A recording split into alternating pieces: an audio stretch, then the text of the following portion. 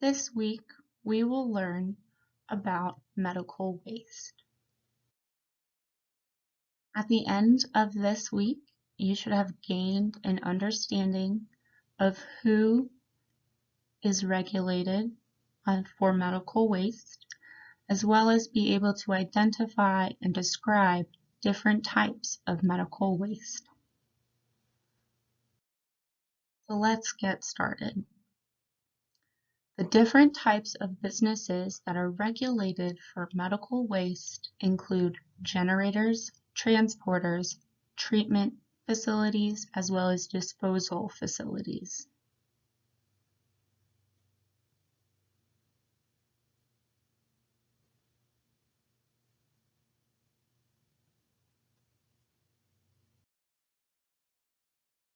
So first, let's talk about generators. We learned a little bit about generators, and there are three different statuses that a generator can have. Do you remember what they are? Also, we learned about what generators have to do to safely manage hazardous waste that are similar when we are applying medical waste. What do you think is wrong with this photo?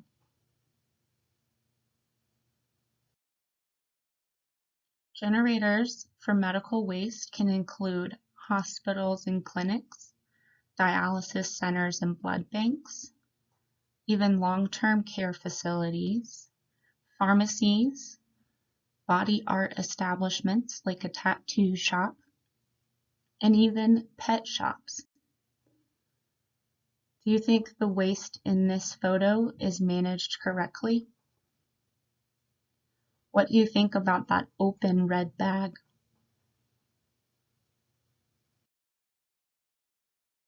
So, if we remember to the previous hazardous waste modules, we know that SQG, or small quantity generator, and LQG, large quantity generators, both have to have specific requirements for managing their hazardous waste, and the same applies for medical waste. First, a hazardous waste determination must be made. They also need to ensure that the containers storing medical waste are structurally sound, not leaking, and free from damage. These containers need to be kept closed, and they have to have some type of label, like hazardous waste pharmaceuticals. They have a storage accumulation time of up to 1 year. Do you remember what we called the date that tracks accumulation time? The picture on the right is from an inspection I went on of a tattoo shop, and they kept their used needles in a tequila bottle. What can you think of that are the potential risks of this? Next, we'll talk about transporters. Medical waste transporters fall into two categories. The first is commercial, where transporting medical waste is a major part of their business. The second is a non-commercial transporter, where their transportation of medical waste is generated or managed in the course of their business, but the actual transportation is not a principal business practice. Some things that you want to look for a commercial transportation van or vehicle, like the picture, is that the sealed cargo cannot get to the driver. If you think about something like a 15-passenger van, how some of those have an open area all the way to the driver's seat, or others you can think of having it sealed off. This protects the driver in case of an accident or a spill. Some examples of transporters include a nurse transporting used medical sharps, which we'll learn about later, that were generated at an off-site flu clinic. The second can be a large animal vet transporting medical waste from an off-site animal care visit, or medical waste transported from a trauma scene by a cleanup contractor. How would you classify these? Commercial or non-commercial? Think about what determines commercial. It is their primary business, or non-commercial. It is not their principal business activities. Next, let's talk about treatment.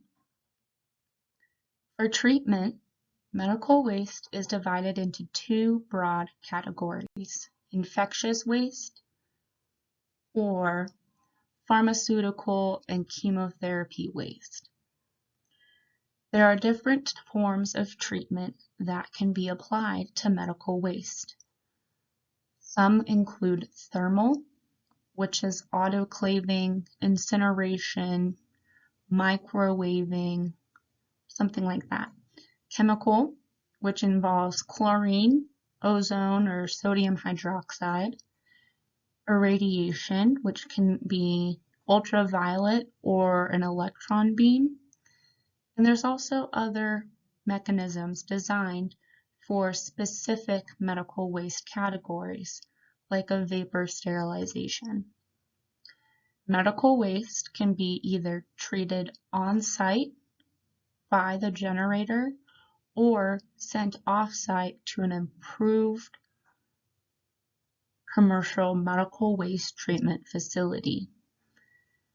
Facilities that treat medical waste cannot become a health or environmental health hazard and must prevent the development of nuisance conditions. One main responsibility of a medical waste treater is they must determine the most appropriate and effective method for treatment.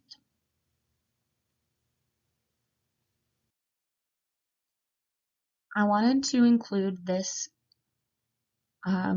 nice little infographic on how some hospitals segregate their medical waste. As you can see, we have 5 different bins that they used color-coded notifications to know where to put each type of waste. For example, a red bin includes syringes, gloves, or plastic waste, while glassware could go into a blue bin. You can also see along the bottom they have different methods for treatment and disposal. For example, you can see there's an autoclaving section as well as an incineration section. And then they can go to a secured landfill, a deep burial site, or even a sharp pit. This is a different version of an infographic showing the waste segregation of some types of healthcare facilities. This one specifically breaks medical waste and pharmaceutical waste into 2 categories. You can also see that they identified an autoclave or treatment, an incineration or zero landfill, as well as different RCRA hazardous waste medical waste materials that must be managed as a hazardous waste. Let's think about sharps, which we'll learn about in a little bit. You can see here that they are supposed to go into a sharps container that can go to an autoclave or other type of treatment, while trace chemotherapy or pathological wastes go into a yellow bag that go to incineration, or even RCRA hazardous wastes like a P listed or a U listed waste, like certain inhalers or corrosive materials that must be managed as a RCRA hazardous waste. For disposal, there are a couple of options that different healthcare or medical facilities can use. Medical waste that has been treated to achieve an acceptable level of inactivation on a biological level is considered to have been rendered non-infectious. So then it can be discharged into the sanitary sewer system or disposed of with other non-infection solid wastes.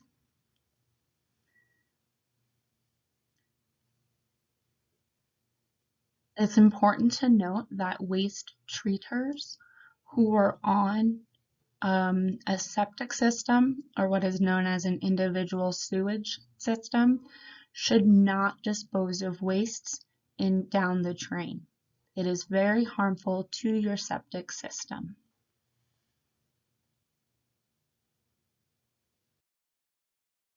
Now let's talk about different categories of medical waste that are identified in Colorado regulations. They include radioactive, blood and body fluids, infectious waste, potentially infectious wastes, pathologic wastes, pharmaceuticals, and medical sharps. First is radioactive. So a facility that uses a radioactive material for medical purposes can obtain a permit from CDPHE, and then they have to follow different radiation control measures. Part of that means that the waste generator, so the facility, is able to hold radioactive waste for the life decay process if it is in an appropriate container,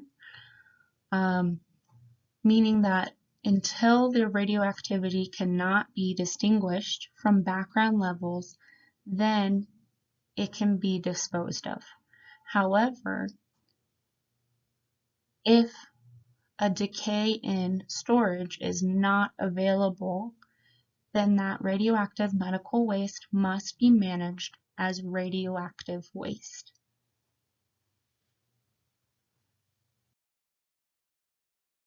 Next is blood and body fluids. So blood and body fluids is identified as any unabsorbed human or animal blood or body fluid. Things that fall into this category include things like human blood or plasma,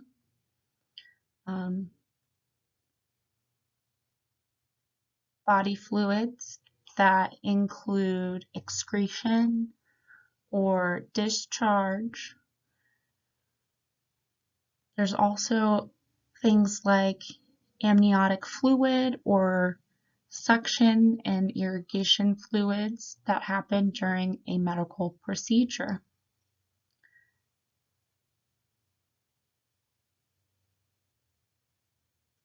It does not include, though, saliva, nasal secretion, sweat, tears, vomit, urine, or feces if they are not visibly contaminated with blood or are not related to a waste that requires isolation.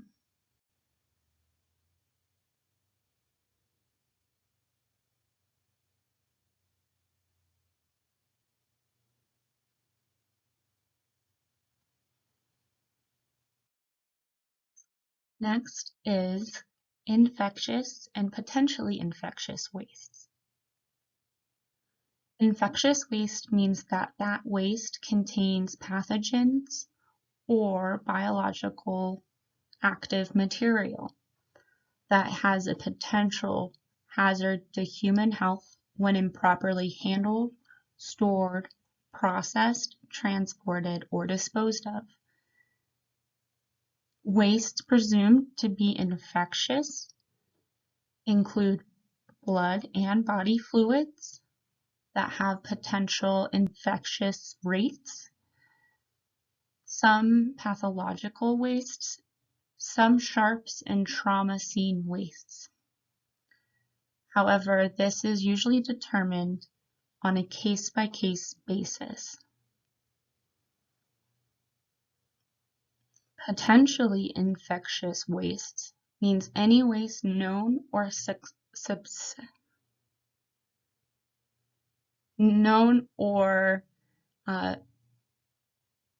suspected to be contaminated with a transmissible infectious agent capable of causing disease or injury.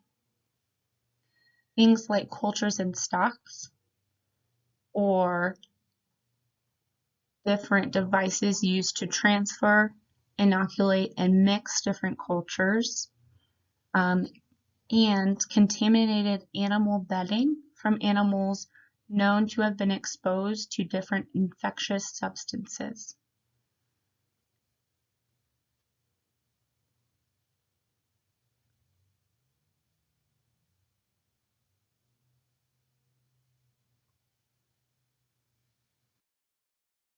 Next is pathological waste. Pathological waste includes tissues and organs or other body parts removed during surgery, autopsy, or other medical procedures. It can also include animal tissue, including animal carcass or body parts.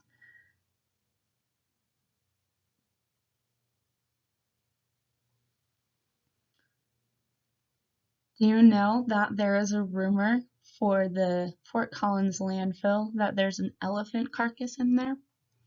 Would you categorize that as pathological waste?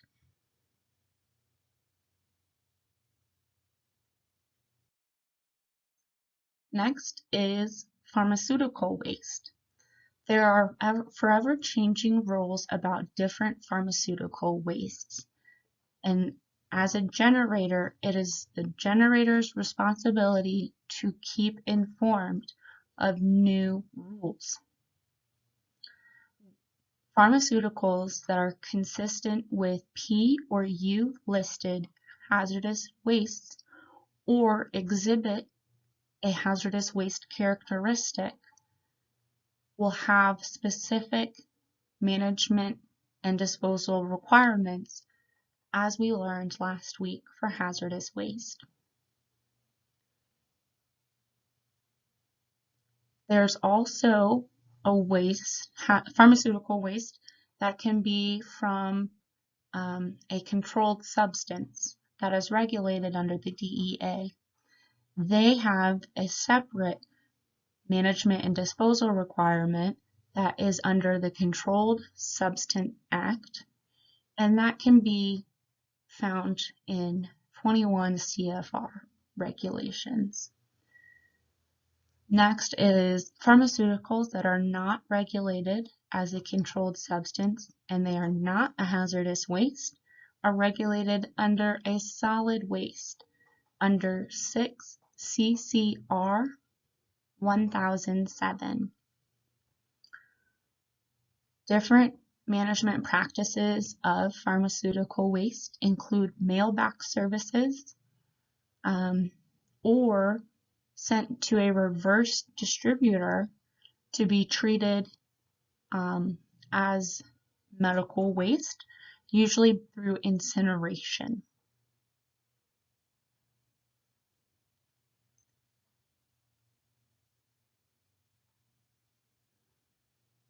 If you have a controlled substance Usually, it is preferred that that pharmaceutical controlled substance is transferred to a DEA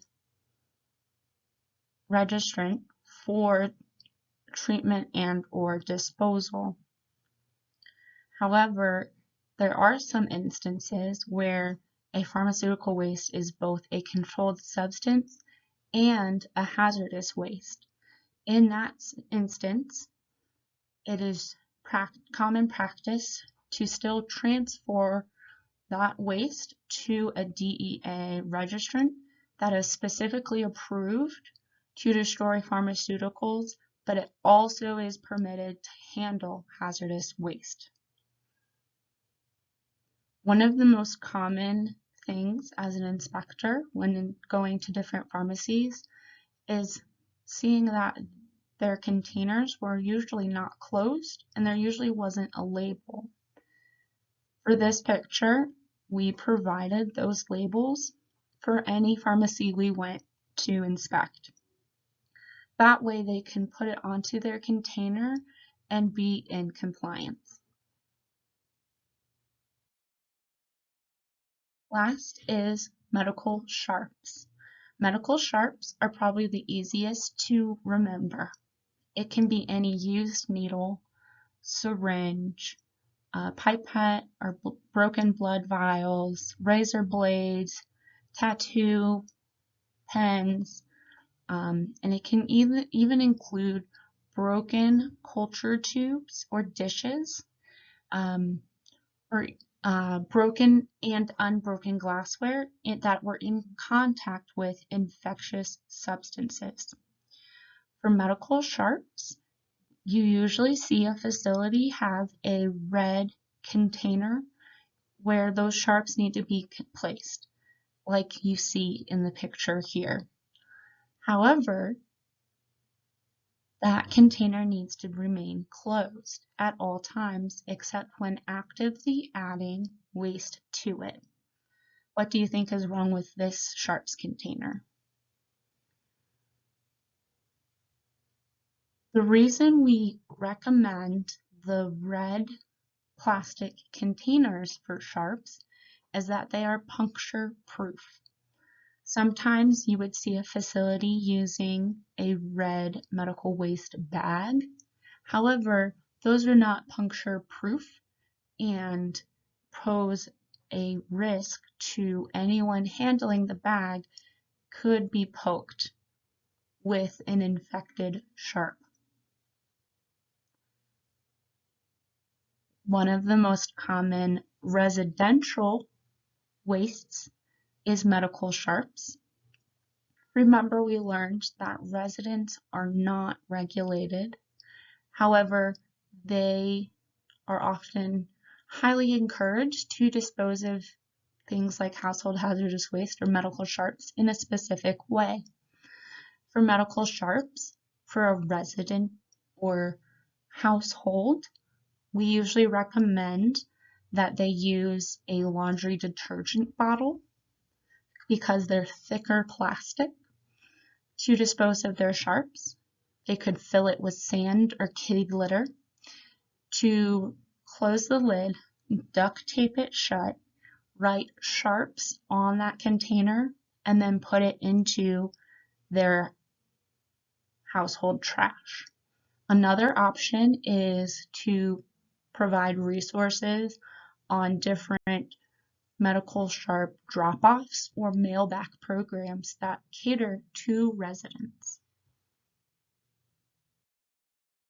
Let me know if you have any questions about medical waste.